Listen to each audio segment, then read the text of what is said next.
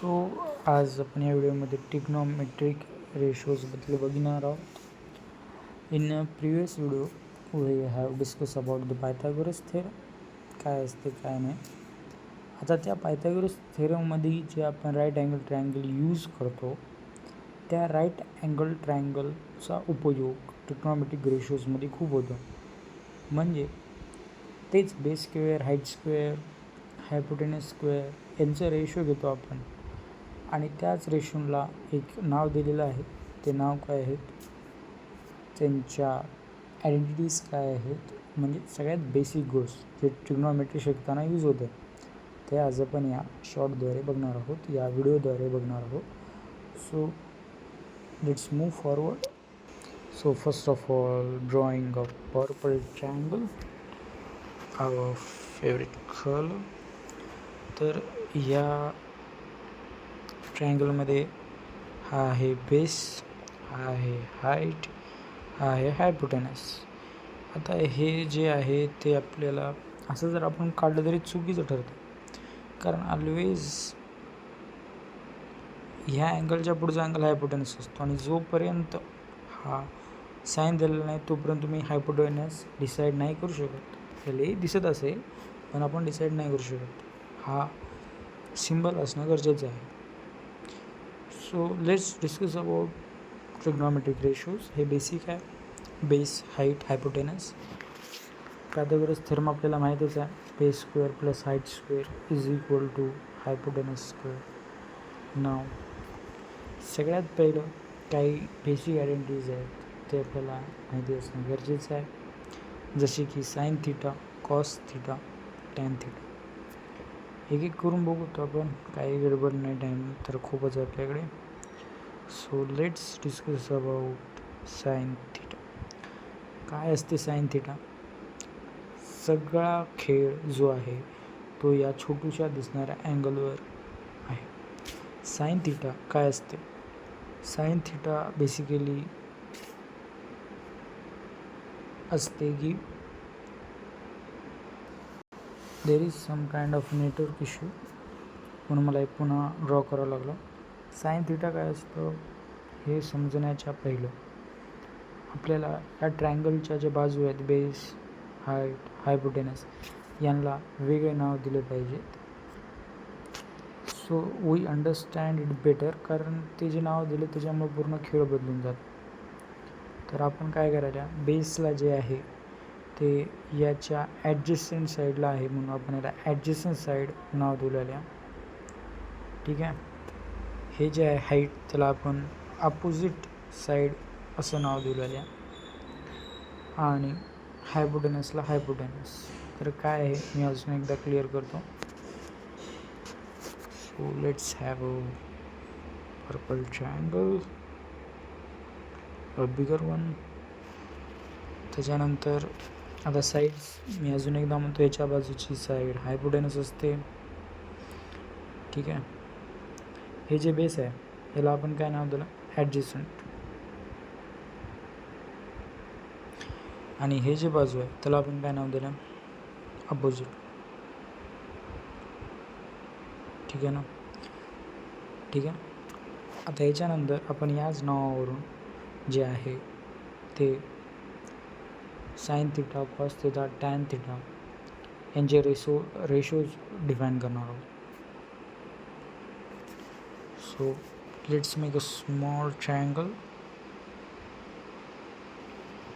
हे आहे हायपोटेनस, हे आहे ॲडजस्टंट साईड, ॲडजस्टंट म्हणजे लगतची साईड, हे आहे अपोजिट साईड. अपोजिट कशाच्या? हायपोटेनसची अपोजिटची साईड असं म्हणतात. Let's take a different colour. So आता आहे साइन थिटा. साइन थिटा काय राहते, अपोजिट साईड अपॉन हायपोटेनस. 2-3 बार प्रश्न याच्यावर सॉल्व केली की पाठ होऊन जातात. Opposite side upon hypotenuse. आता हे लक्षात कसं ठेवा, तर साइन थिटा आहे बरोबर. ठीक आहे. आता हे जे आहे ते याला धरूनच सगळं असतं.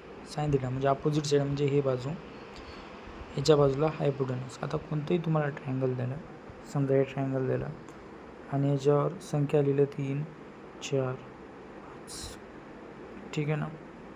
आता हे थिटा जो असतो तो अँगल असतो, काय येतं angle 90 degree. Okay, so sine 90. तुम्हाला प्रश्न विचारला जातो, what is the value of sine 90. Basic video आहे, लक्षात येण्याचा प्रयत्न करा. साईन 90ची व्हॅल्यू कसं काढायची, सिम्पल आणि सरळ आहे. आपल्याला माहीत आहे साईन 90चा फॉर्म्युला काय, opposite side upon hypotenuse. So sine 90मध्ये अपोजिट साईड काय, this is the 90 degree angle. What is the opposite side, opposite side as I mentioned before, this is the opposite side. So what is opposite side, the opposite side is 4. What is hypotenuse, hypotenuse is this. So 4/5 is the ratio of sin 90. It is as easy as it is. Okay, याच पद्धतीनं समजा तुम्हाला value विचारली sign 30ची किंवा 60ची. Late assume हा जो angle आहे तो 30 आहे.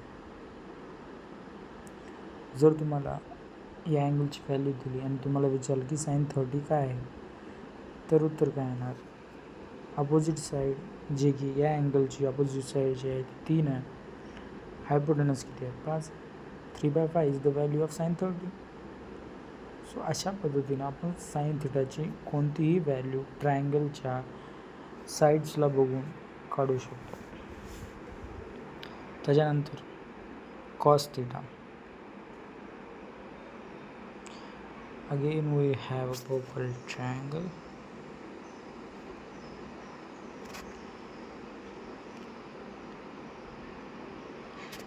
सो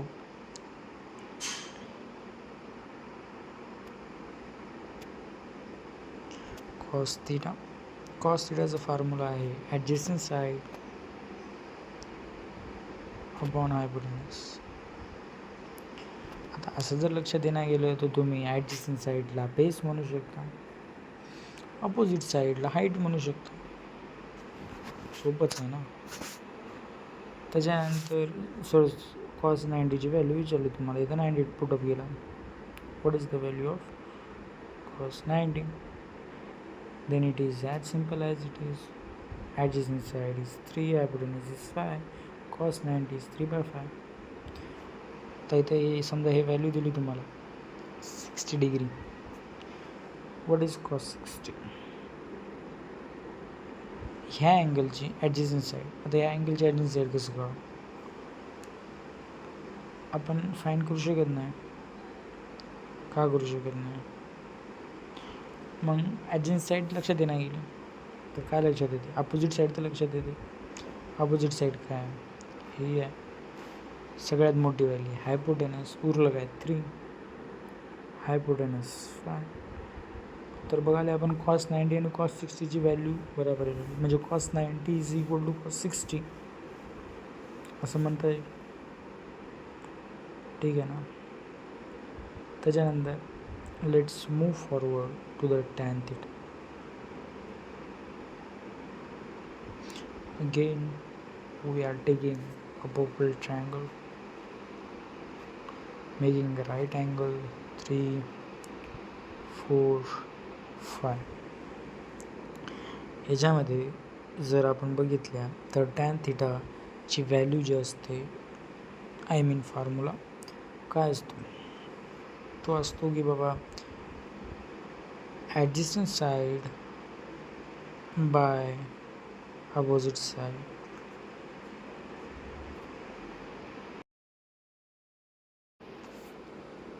सो आपण टॅन थिटाची व्हॅल्यू बघू लागतो. मी मागे लिहिलो होतो adjacent side by opposite side, तर तसं नाही आहे, ते आहे opposite side by adjacent side.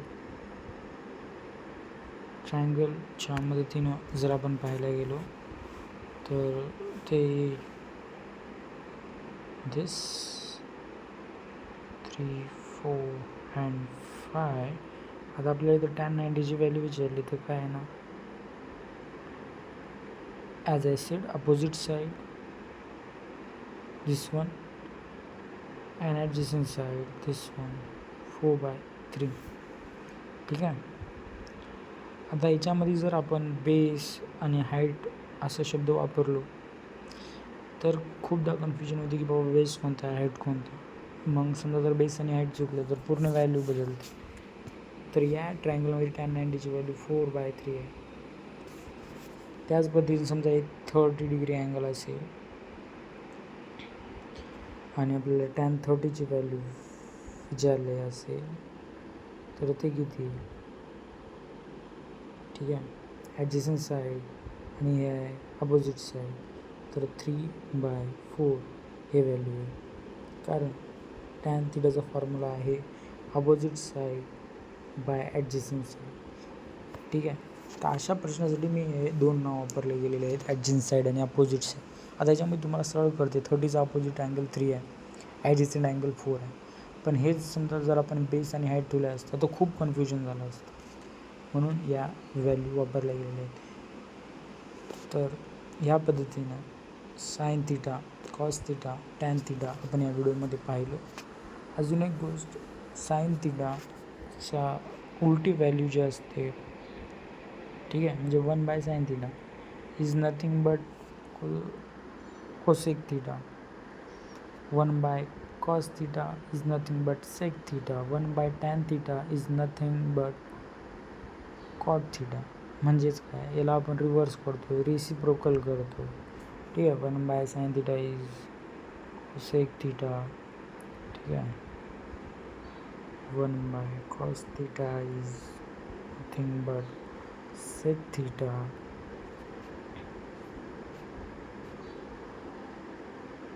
1/tan theta is nothing but cot theta. समजलं. म्हणजे काय नाही, तर साइन थीटाची व्हॅल्यू समजा 3/4 आहे तर कोसेक थीटाची व्हॅल्यू सांगा म्हणतात.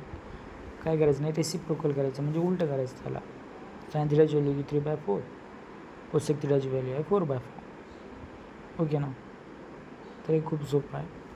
अशा पद्धतीने ट्रिग्नोमेट्रिक रेशोजचे बेस आहे, हे व्हॅल्यूज वापरून प्रॉब्लेम सॉल्व करायचे असतात. This are all basic things. I hope you will understand better. If काही नाही, म्हणजे तुम्हाला समजले असतीलच, समजला पण गेले तर काय करू शकता, आता जास्त जी समज असते. Thank you so much.